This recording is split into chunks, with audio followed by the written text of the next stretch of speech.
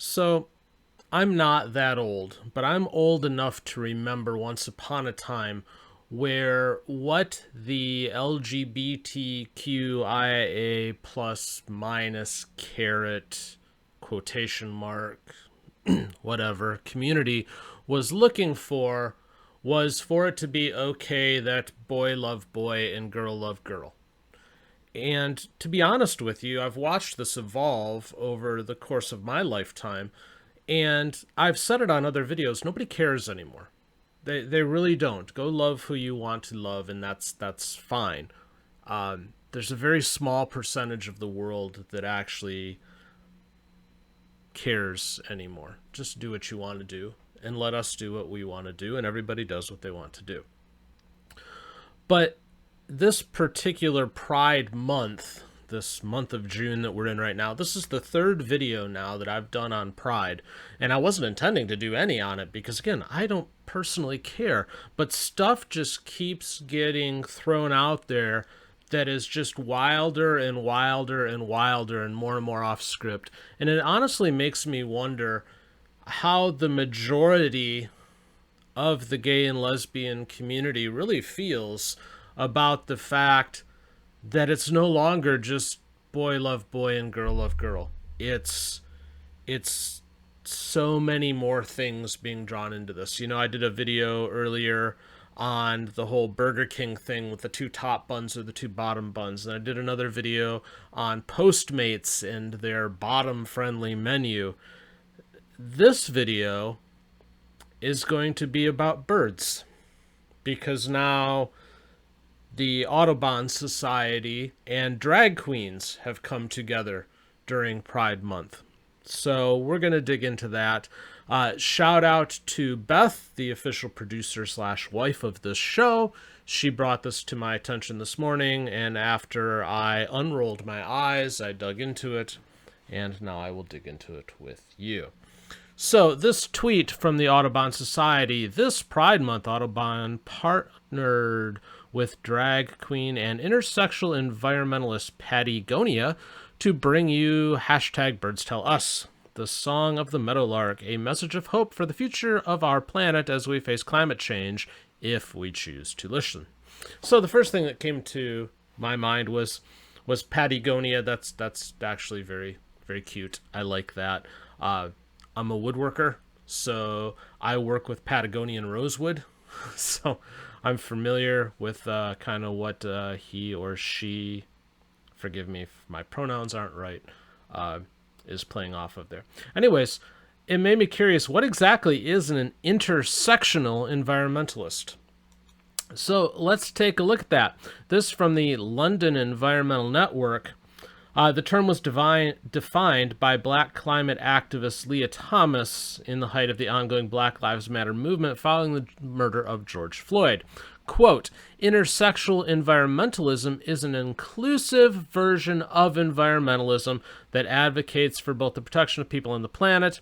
It identifies the ways in which injustices happening to marginalized communities and the earth are interconnected. It brings injustices done to the most vulnerable communities and the earth to the forefront and does not minimize or silence social inequity. Intersectional environmentalism advocates for justice for people and the planet. And then further explanation after her quote here. This is an inclusive version of environmentalism that simultaneously advocates for justice of the people and the planet. This framework argues that you cannot separate people from the environment and vice versa. In order to achieve intersectional environmentalism, you have to take an intersectional approach to examining environmental justice. That's a circular definition. There's so much of this that's going on right now, this whole circular definition thing. In order to achieve intersectional environmentalism, you must take an intersectional approach to environmentalism. Neat. In order to have breakfast, I need to have breakfast. Okay, so I don't know if that really defined exactly what this is, but the intersectional thing is kind of fun, isn't it? So, TV shows. Back in the day, TV shows were largely episodic, meaning from episode to episode, what was covered would be a different topic. Now, there'd be some character development throughout the show, but what would ultimately happen was that you'd have a different topic every week. And then shows started becoming more and more serialized. Take Handmaid's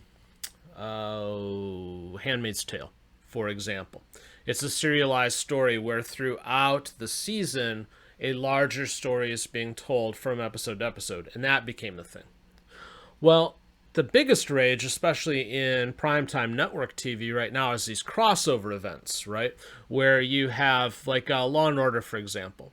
They'll have crossover events between SVU and organized crime. There was a couple of those last season, as I recall, where a story would start in one place in one show and it would end in another, and there'd be crossover of the characters and combining all this stuff. Pride Month is feeling like one large crossover episode. So, and that's kind of what's happening with this whole idea of intersectionality too. It's let's bring all these things together, which aren't even the same show, the same thing, and let's combine them. So that's what's happened with the birds. So this is Pattie Gonia on your screen right now, and she is dressed in, I'll give them credit, that is a very creative bird costume or bird dress or however you want to put it. There's actually a lot of work that went into that thing. It's actually very cool. So credit where it's due. Nothing wrong with that. But this is from the Audubon.org website, and they're talking about the making of this little video thing, and I'm not going to play it here. If you want to get into it, feel free. It's 2 minutes. It's creative. I don't know if it really says anything. But they go on to tell the story of Pattie and of the creation of this thing and why they're doing it and whatnot. And it says here, for those who have followed the drag community, it won't come as a surprise that Audubon and Pattie are collaborating. Pattie Gonia, the drag persona of Wyn Wiley, is an environmentalist who uses her platform to highlight issues around climate change and inclusivity in the outdoors. I'll be honest with you, is there anything about the outdoors that requires inclusivity? Because she says here, or they say here, specifically Pattie wants more alphabet people to feel empowered to engage with nature and the outdoors. Do you need to be empowered to engage with nature and the outdoors? Just go outside. Nobody is stopping you. Go for a walk. Go spend some time in nature. Are forests suddenly bigoted where the trees are going to cry out against you if you are gay or lesbian or transsexual or queer or a drag queen or whatever? These aren't the walking, talking trees from Lord of the Rings. You can go and do whatever you want in nature, and nature isn't going to stop you. But we've hijacked the Audubon Society and birds and how they're supposedly endangered because the planet has warmed a degree. I don't know. Anyways, Pattie's quoted, "I'm genuinely so inspired by birds, and together we could reach new audiences and queering the environmental space." I was not aware that the environmental space needed to be more queer. Again, just go engage in nature. Why do we have to have all of this performative stuff? What gets me here, to be honest with you, is that I don't see how what the Audubon Society is doing by dressing up a drag queen as a bird and putting out this video, which again, go take a look at it if you want. They put out this video about how, birds and climate change and all of this. And they're doing it under the auspices of Pride Month. So again, it's a crossover event. Let's bring in birds, let's bring in the environment, let's bring in drag queens, #Pride. What is it doing for anybody? What's the point of it? The only thing that it does, quite honestly, is for the Audubon Society, it's perhaps bringing in some recognition for them, but it's hijacking a community of people to do it, which is what honestly so much of the corporate world is doing this month. Like Postmates, like Burger King, the other two videos that I've done, where they're hijacking the fact that boy loves boy and girl loves girl, and they're bringing in the most extreme things that they can find for like shock value and stuff, and then putting their name on it so they can have attention and they look like they're inclusive and like they care. Now, I will say that Patty here isn't the most extreme thing I've seen this month by far, but it's weird to me that the Audubon Society is going to bring in a drag queen, going to dress her up like a bird, going to put out a video to promote themselves and the idea of environmentalism, all under the guise of hashtag pride. I don't know. This stuff's all just getting so weird. And oh, by the way, just as a sideline point, this is just me, and you can disagree, but it's always felt to me like drag queens turn women into caricatures. And that's always felt disrespectful to me, to women. Now, you can disagree. That's just my view on it. I don't get it.